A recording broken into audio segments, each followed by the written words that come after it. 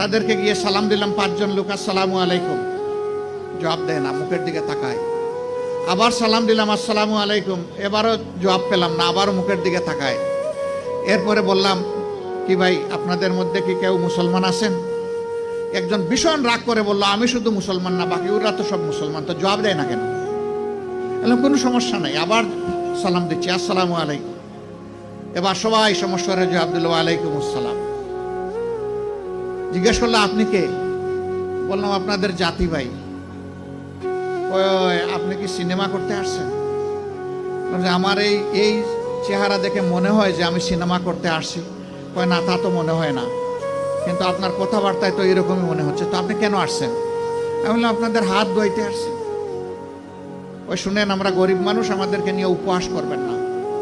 আমি বললাম আল্লাহর কসম আমি উপহাসও করতে আসিনি। তাইলে আপনি আমাদের হাত ধোয়াবেন কেন? আমি বললাম তোমরা সমাজের হাত দাও, একটা দিন অন্তত তোমাদের হাত ধোয়াই। আমাদেরকে ছেড়ে দেন, আমাদের অনেক কাজ, বুঝতে পারছি না আপনি কি জিনিস।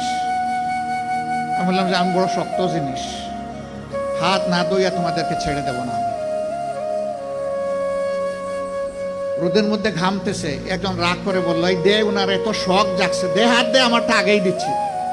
তো উনি হাত দিল, আমি ধোয়াই ঠোয়া খসলাইয়া পরিষ্কার করে বললাম, ভাই অনেক শুক্রিয়া তোমাকে।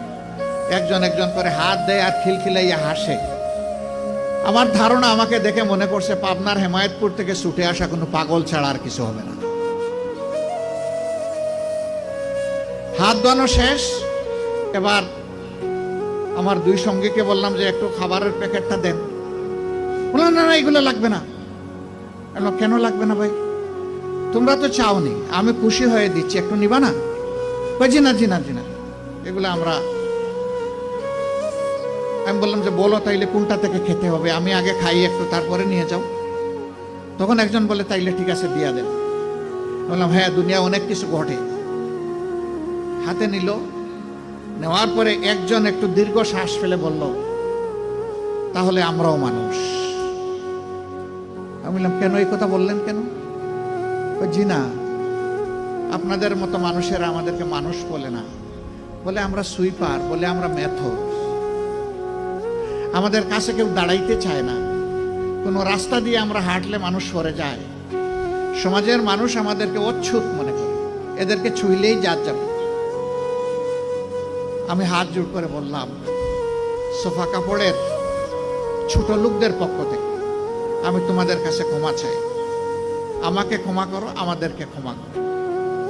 আমি আর চোখের পানি ধরে রাখতে পারিনি, টপ টপ করে আমার চোখ থেকে পানি পড়লো। যে মানুষগুলো তাদের জীবনের পরিশ্রমের বিনিময়ে সমাজের চাকাটাকে চালু রাখে, আমরা কিনা তাদেরকে মানুষ বলি না, আমরা তাদেরকে সুইপার বলি, মেথর বলি। আমরাই কমজন। আমি কাঁদতে কাঁদতে এসে আমার গাড়ি, আর ওরাও আমার সাথে কেঁদে কেঁদে তাদের গাড়িতে উঠে গেল। সম্মানিত ভাইয়েরা, কেন এই ব্যবধান? এদের ছাড়া কি এই সমাজ চলবে? যদি না চলে তারা, তাই এই সমাজে তারা একটু স্বীকৃতি পায় না কেন?